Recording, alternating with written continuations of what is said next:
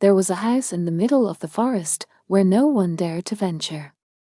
It was said that the house was haunted by ghosts, and the stories of its haunting had been passed down from generation to generation. It was said that the spirit roamed its halls, unable to move onto the afterlife. But there was another ghost haunting the house, a ghost that the other ghosts feared. This ghost was a woman with long black hair and piercing blue eyes. She had died 10 years ago and had never been able to leave. The other ghosts avoided her, afraid of her wrath. One day, a new ghost appeared in the house. He was a man who had died and had not yet come to terms with his death. He was confused and scared, wandering aimlessly through the house. When he saw the other ghosts, he tried to talk to them, but they ignored him. It was then that he saw the woman with the long black hair. Unlike the other ghosts, she did not avoid him. Instead, she approached him, and they started talking. The man was grateful for her kindness, and he began to spend more time with her.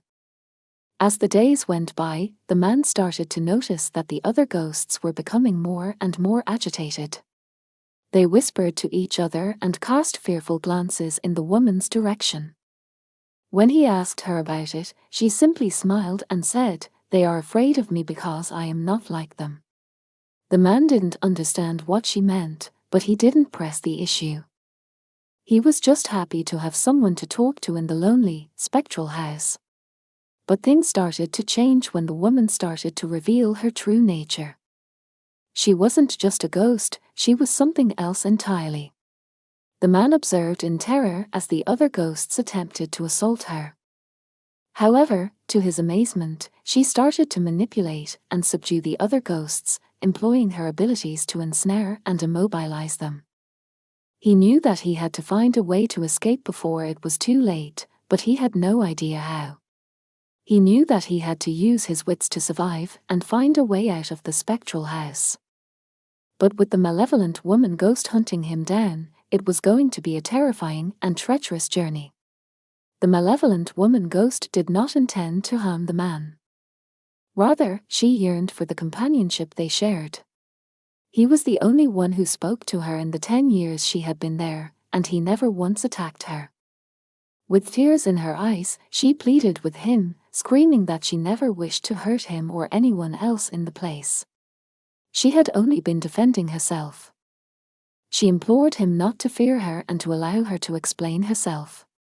The man turned towards her and embraced her, apologizing for his fear and admitting that this was all new to him. Days turned into weeks, and the man found himself spending more and more time with the woman ghost. Despite her malevolent tendencies, he found himself falling in love with her. He tried to fight the feelings, knowing that she was not to be trusted, but he couldn't help himself. The woman ghost, too, seemed to have developed feelings for the man. She had never felt this way before, and it frightened her. She knew that she was not supposed to have any kind of emotional attachment to the man, but she couldn't help herself. One day, the man confronted the woman ghost about her true nature. She didn't deny anything, but she promised him that she would never harm him. She told him that she had fallen in love with him and that she would do anything to protect him. Despite his reservations, the man couldn't deny his feelings for the woman ghost. They continued to spend time together, exploring the spectral house and trying to find a way out. They talked about dreams for the future, even though they knew they could never truly have one. As they grew closer, the other ghosts in the house started to fear for the man's safety. They warned him to stay away from the woman ghost, but he refused to listen and told them to fuck off, you drongos. He was in love with her, and nothing anyone said could change that. But their love was not meant to last. One night, the woman ghost was attacked by the malevolent force that had given her power. The man tried to save her, but it was too late. She disappeared into the darkness, leaving him alone and heartbroken. The man knew that he had to find a way out of the spectral house, but he couldn't bring himself to leave. He stayed there, haunted by memories of the woman ghost he had loved and lost. He knew that he would never forget her, even if he tried. As the man continued to wander through the spectral house, he couldn't help but wonder about the woman ghost's past. He knew that she had been beautiful and alluring in life, but he didn't know much else about her. One day, as he was exploring the house, he stumbled upon a hidden room. Inside, he found a diary, filled with the woman ghost's deepest thoughts and secrets. As he started to read, he discovered the tragic story of how she had become a ghost. The woman ghost's name was Isabella, and she had been a beautiful and successful model in life. Her looks had caught the eye of a wealthy and powerful man named Thomas, who had become her boyfriend. At first, everything had been perfect. Thomas had showered Isabella with gifts and attention, and they had been the envy of everyone around them. But as time went on, Thomas became possessive and controlling. He didn't want Isabella to see anyone else, and he became jealous of every man she spoke to. Isabella tried to leave him, but Thomas wouldn't let her go. He followed her everywhere and threatened her if she ever tried to leave him. Isabella felt trapped and alone, with no one to turn to for help. One day, Thomas's jealousy boiled over, and he attacked Isabella in a fit of rage. He strangled her with his bare hands, and she died in his arms. Thomas was arrested and sentenced to life in prison, but Isabella was left to wander the spectral house. As the man read Isabella's diary, he felt a deep sense of sadness for her. He couldn't believe that someone as beautiful and talented as her had been killed by someone who claimed to love her. But he also knew that he couldn't stay in the spectral house forever. He had to find a way out and move on, even though he would never forget the tragic story of the woman ghost he had come to love. As the man continued to explore the spectral house, haunted by memories of Isabella's tragic past, he suddenly heard a loud and eerie laughter. He turned around and saw Isabella, the woman ghost he had fallen in love with, standing before him. "Thomas is dead," she said, her voice cold and devoid of emotion. "I killed him."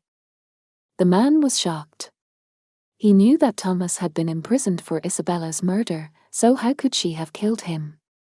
Isabella explained that she had learned how to manipulate the spectral energy of the house, using it to create a portal to the physical world. She had tracked down Thomas, who had been released on parole, and had exacted her revenge. "I had to do it," she said, her eyes flashing with anger. "He had taken everything from me.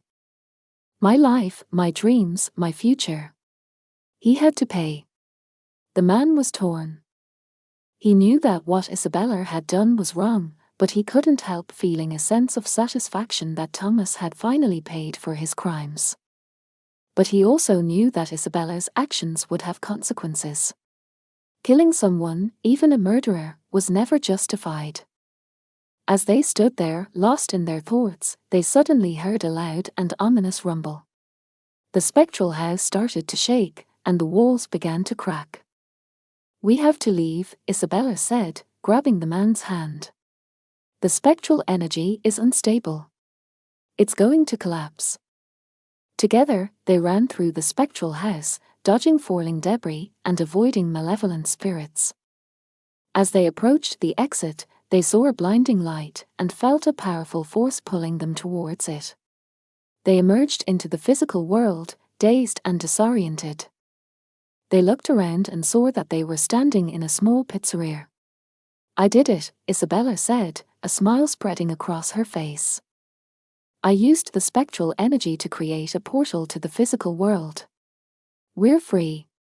The man looked at her, feeling a sense of uncertainty. He knew that they were not meant to be in the physical world, that they were not truly alive. But he also knew that he couldn't bear to be separated from Isabella, the woman ghost he had come to love. The bright lights and noise of the city were overwhelming, but they both felt a sense of freedom that they had never experienced before. Isabella turned to the man and said, "I love you. But I never got your name." The man looked at her, feeling a sense of confusion. He had been so caught up in the mystery and intrigue of the spectral house that he had never thought to introduce himself to Isabella. "I don't remember," he said, feeling ashamed. Isabella smiled at him, a twinkle in her eye.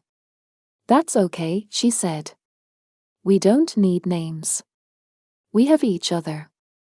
As they walked through the city, hand in hand, the man couldn't help feeling a sense of unease. He knew that they were not meant to be alive, that they were ghosts who had found a way to escape the spectral house. He wondered what would happen to them now, and whether they could truly live in the physical world. Isabella seemed to sense his unease, and she squeezed his hand. "Don't worry," she said. "We'll figure it out together. We'll make a life for ourselves." And so they did. They found a small apartment in the city, and Isabella used her spectral energy to create illusions that made them appear alive to the outside world. They got jobs, made friends, and even fell in love with each other. But as time went on, the man couldn't help feeling a sense of longing for something more. He missed the mystery and intrigue of the spectral house, and he wondered what other secrets and adventures lay ahead. One day, as he was walking through the city, he stumbled upon an old abandoned mansion. It was decrepit and crumbling, with a sinister energy that made his skin crawl. But he couldn't help feeling drawn to it, as if there was something inside that was calling out to him. He turned to Isabella and said, "I have to go in there. I have to see what's inside." Isabella looked at him, her eyes filled with concern. "Are you sure?" she asked. "It could be dangerous." The man nodded, feeling a sense of determination. He knew that he had to explore the mansion, no matter what dangers lay ahead. And so he stepped into the mansion, ready to face whatever horrors lay inside. As the man entered the abandoned mansion, he was immediately struck by its eerie atmosphere. The air was thick with the stench of decay, and the walls were covered in a thick layer of dust and cobwebs. He walked through the creaky halls, searching for any signs of life or activity. But all he found were empty rooms and broken furniture. Suddenly, he heard a voice behind him. "How can I help you, Isabel and Marcus?" He turned around to see a man standing before him. The man was tall and lean, with a face that was both friendly and ominous. Isabel and Marcus appeared beside the man, and Isabel asked, "How do you know us?" The man smiled, his eyes glinting with knowledge. "I know every spirit," he said. "My name is Clayton. I was changed to lock away all spirits that the Spirit Council damned to live in this prison." Marcus spoke up, "Can you help me? I have no memories of my past." Clayton nodded, "Yes, I can. But I must warn you, your past is not a happy one. That is why you may have forgotten it." Marcus replied, "I don't care. I need to know." Clayton closed his eyes, concentrating. Suddenly, his eyes flew open, and he spoke in a grave tone. "You were married with a child. One day, you came home to find your child murdered. You heard a sound, and when you turned, you saw your wife with a knife. She attacked you and left you for dead." Marcus recoiled, feeling a surge of horror and grief. He had no memory of any of this, but he knew that it was true. Isabel put a comforting hand on his shoulder. "We'll get through this together," she said. Clayton spoke up, "There is more that you must know. Your wife was possessed by a powerful demon, one that feeds on pain and suffering. It is still out there, waiting for its next victim." Isabel and Marcus looked at each other, both feeling a sense of dread. They knew that they had to stop the demon, no matter what it took. Clayton led them through the mansion, revealing hidden passages and secret rooms.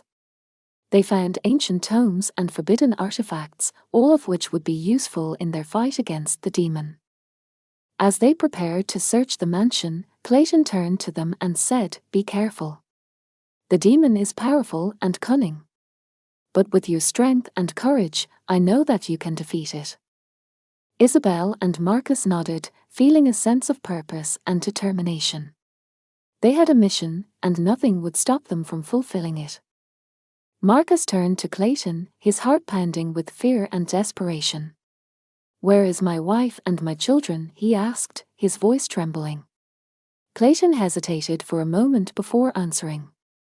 "Your wife is locked up in this mansion.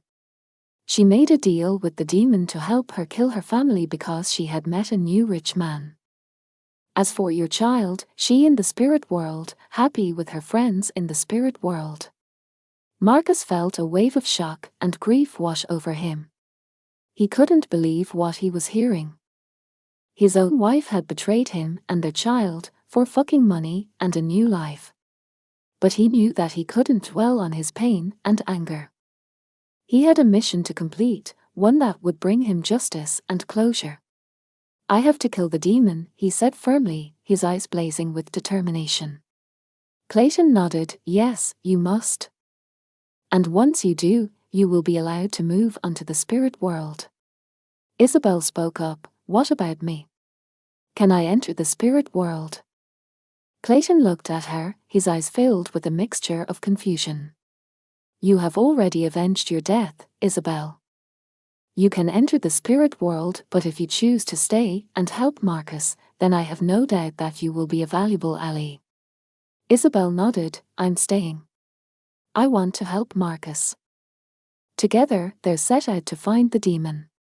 They searched through the mansion, uncovering hidden traps and dark secrets along the way.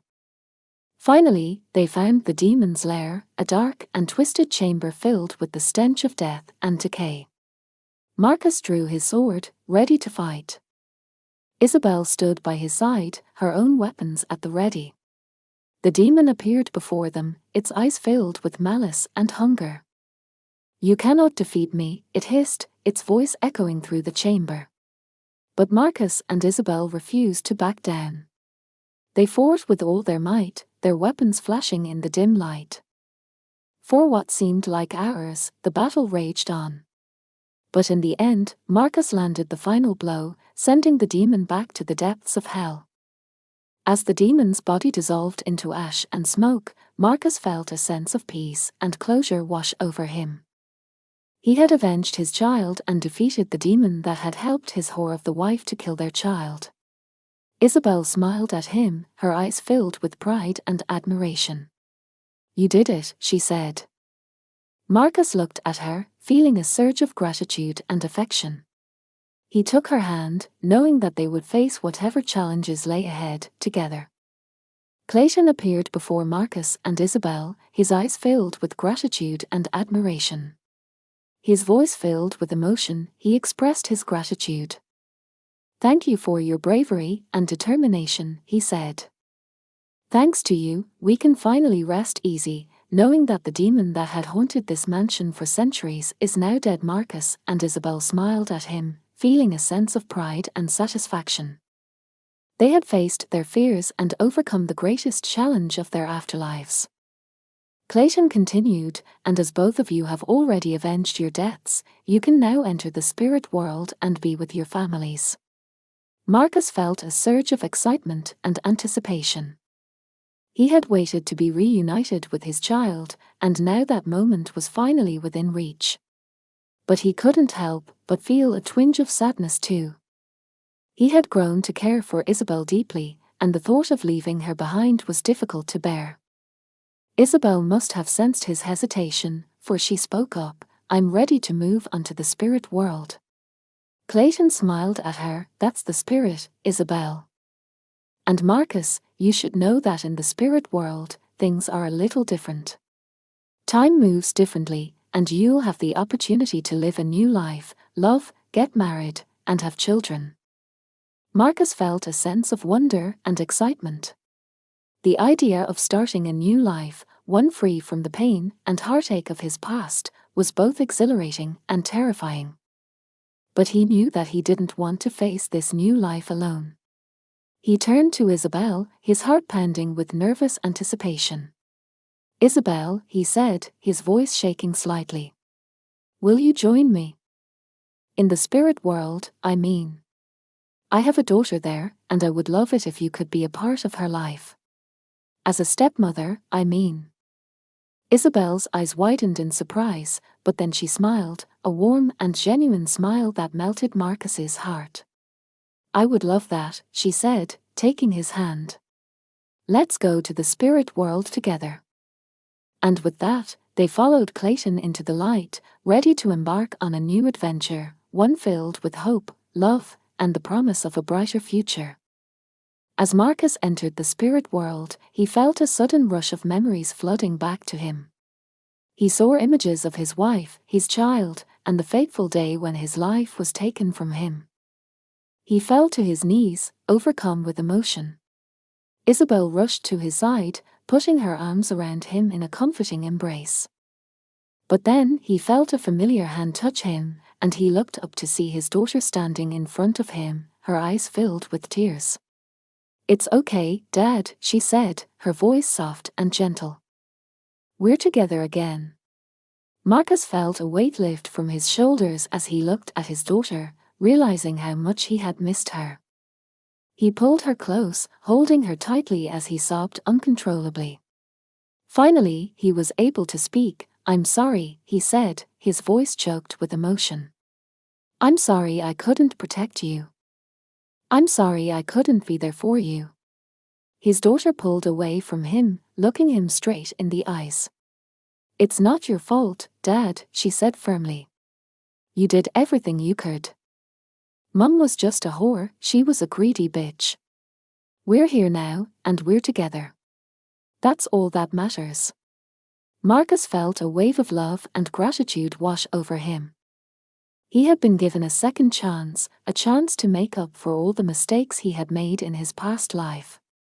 He looked at Isabel, who was watching him with a gentle smile, and he knew that he had found someone truly special. He took his daughter's hand and Isabel's, feeling a sense of joy and completeness that he had never known before. Together, they walked into their new life in the spirit world, ready to face whatever challenges lay ahead. Marcus knew that he had a lot to make up for, but with the love and support of his family, he was confident that he could do it. Claire, Marcus' daughter, suddenly turned to Isabel and asked if they could have a chat alone. Isabel smiled and agreed, sensing that Claire had something important to say. Once they were alone, Claire got straight to the point. What's wrong, Isabel? You still haven't asked my dad to marry you, even though I know you have a ring for him. What are you waiting for? Go for it, Mum. Isabel was overcome with emotion, tears of happiness streaming down her face. You would really want me to marry your dad? She asked, her voice choked with emotion. Claire nodded, grinning from ear to ear. Of course. You love each other, and you're perfect for each other. Plus, I want you to be my stepmom. Isabel pulled Claire into a tight hug, feeling a surge of love and gratitude towards the young girl. Thank you, Claire, she whispered. I promise I will talk to your dad and ask him to marry me. Claire grinned mischievously. Good. I don't want to have to wait forever for you guys to tie the knot. Now go ask my dad for fuck's sake. Isabel laughed, feeling a newfound sense of joy and hope. With Claire's encouragement, she knew that she could finally take the next step and propose to Marcus. She hugged Claire one last time before running off to find her beloved. Isabel found Marcus sitting by a peaceful stream, lost in thought. As she approached him, he looked up and smiled, taking in her tear-stained face. Is everything okay, love? He asked, concerned. Isabel took a deep breath and mustered up all of her courage. Marcus, I know we've been through a lot together, but I wanted to ask you something, she said, pulling out a small velvet box from her pocket. Will you marry me? Marcus was stunned, but a huge grin spread across his face as he took the ring from the box and slid it onto Isabel's finger. Of course I will, my love, he exclaimed, pulling her into a tight embrace. As they held each other, Isabel felt an overwhelming sense of joy and relief. She looked up to see Claire watching them from a distance, a smile on her face. Isabel beckoned to her, and Claire ran over to them. "Dad, she did it!" Claire shouted, throwing her arms around both of them. "I'm so happy for you guys." Isabel looked down at Claire, feeling her heart swell with love. "Thank you, sweetie," she said, pulling Claire into the embrace. "And from now on, you can call me Mum." Claire's eyes widened with surprise and happiness. "Really?" she asked, looking up at Isabel. "Really," Isabel confirmed, smiling down at her new daughter. As the three of them held each other, Isabel felt a sense of completeness that she had never experienced before. She was grateful for Claire's encouragement and support, and she knew that with Marcus by her side, she could face anything that the spirit world had in store for them. As they continued to embrace, Claire suddenly pulled away and looked up at Isabel with a playful grin. "Just don't kill me, okay?" she joked. Isabel chuckled and gave her a gentle nudge. "I promise I won't," she replied, her eyes sparkling with amusement. Claire hugged them both again, feeling the warmth of their love and happiness envelop her. She knew that even though their family was unconventional, they were united by their bond and their commitment to each other.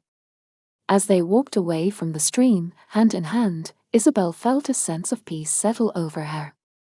She knew that their journey was far from over, but she was grateful for the love and support of her new family. Marcus and Isabel knew they wanted Clayton to officiate their wedding in the spirit world, but they weren't sure how to approach the subject. Claire spoke up.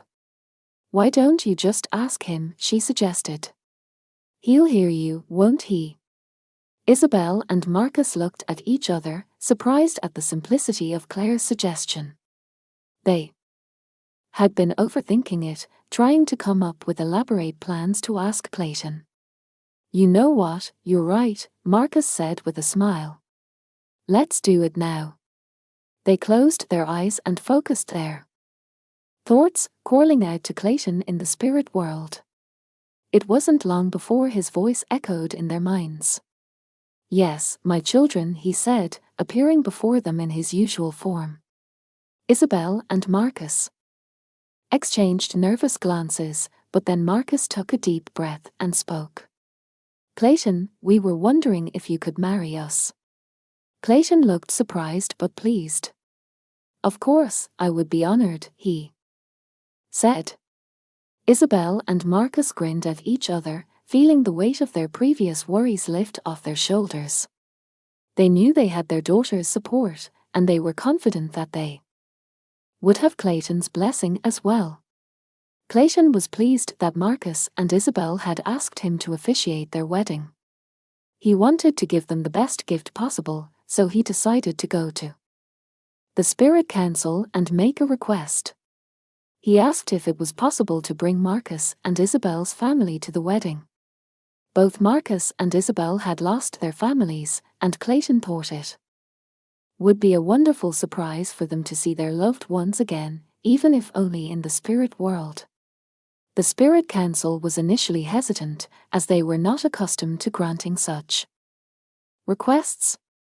However, Clayton was persistent and eventually convinced them to allow the family members to attend the wedding.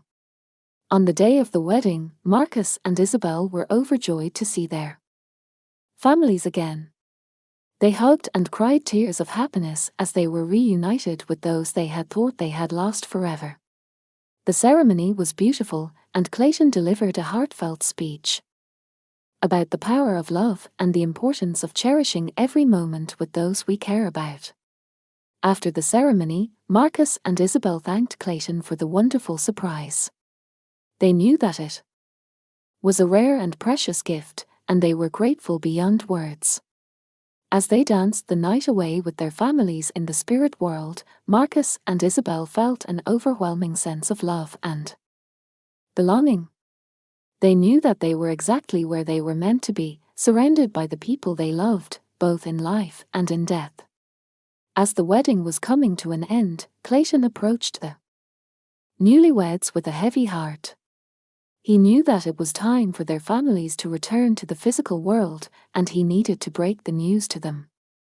"Marcus, Isabel, I have some news that I need to share with you," Clayton said, looking at them both with a solemn expression. "As much as I would love to let your family stay here with you, I'm afraid they need to return to the physical world soon." Marcus and Isabel's faces fell, and they felt a pang of sadness at the thought of their families leaving once again. "Why do they have to go back?" Isabel asked, her voice trembling with emotion. Clayton sighed. "The rules of the spirit world are strict. Your families were only able to come here for a limited time. If they stay here for too long, it could have serious consequences." Marcus and Isabel nodded, understanding the severity of the situation. They hugged their family members tightly, knowing that they only had a few more moments with them before they had to go back. As the time came for their families to depart, Marcus and Isabel said their goodbyes with tears in their eyes. They promised to never forget this beautiful moment, and to always cherish the memories they had made with their loved ones. The newlyweds thanked their family and friends for attending their special day, and Marcus took Isabel's hand and said, "We may not be physically with you anymore, but we will always be with you in spirit. Please don't be sad, we are happy and free now. We will see each other again soon, as long as you remain good people. Remember, if you do anything evil, Clayton will have to lock you away too, so please be good." Isabel added, "We love you all so much, and we are grateful for the time we had with you. We will never forget you and the memories we shared together. And when we see you again, our family will be even bigger." As the couple bid farewell to their loved ones, they knew that their journey in the afterlife was just beginning. They were excited to explore the spirit world and reunite with their loved ones when the time comes. Clayton watched as the families disappeared into the distance, knowing that he had given Marcus and Isabel a priceless gift. He smiled, content in the knowledge that he had helped two lost souls find their way back to love and happiness. The year had passed since the wedding, and Marcus and Isabel were overjoyed to welcome two more children into their family in the spirit world. They couldn't be happier to have a complete family once again, and their love for each other and their children continued to grow stronger each day. Meanwhile, Claire had found a wonderful man in the spirit world and had decided to marry him. They were blessed with 3 beautiful children of their own, and Isabel was thrilled to have even more grandchildren to dote on. As the years passed, Marcus and Isabel's family continued to grow, and they watched with pride and joy as their children and grandchildren flourished in the spirit world. They knew that their love for each other and their family would never fade, and they looked forward to spending eternity together in the afterlife. As time continued to pass in the spirit world, Marcus and Isabel were devastated when they received the news that Marcus's mom and dad had passed away of old age in the physical world. However, they found comfort in knowing that they were now reunited with them in the afterlife. When they met up with Marcus's parents were surprised to find that their family had continued to grow even in their absence. They were overjoyed to meet their new grandchildren and great-grandchildren, and they relished in the happiness of being surrounded by their loved ones once again. As they sat together as a family, sharing stories and memories, Marcus and Isabel knew that their love and legacy would live on through their family for generations to come.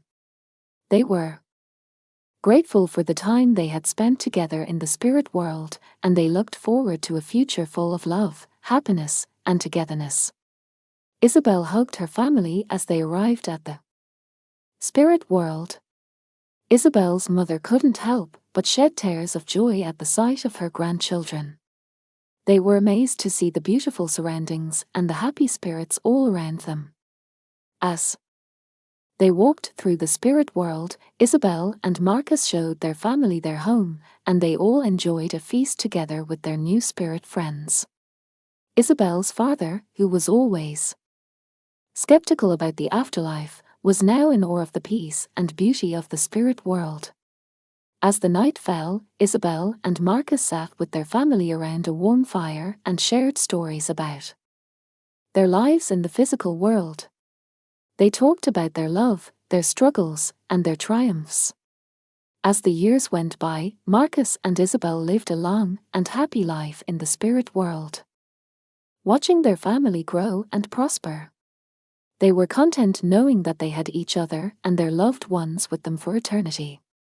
They spent their days exploring the endless wonders of the spirit world, from majestic forests to shimmering oceans, and enjoying the simple pleasures of life, like sharing stories around a cozy fire with their family.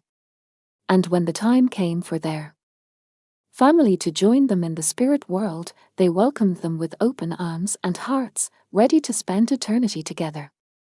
As they looked out over the infinite expanse of the spirit world, Marcus and Isabel knew that they were truly blessed to have each other and their family, and that they would cherish every moment they had together for all eternity.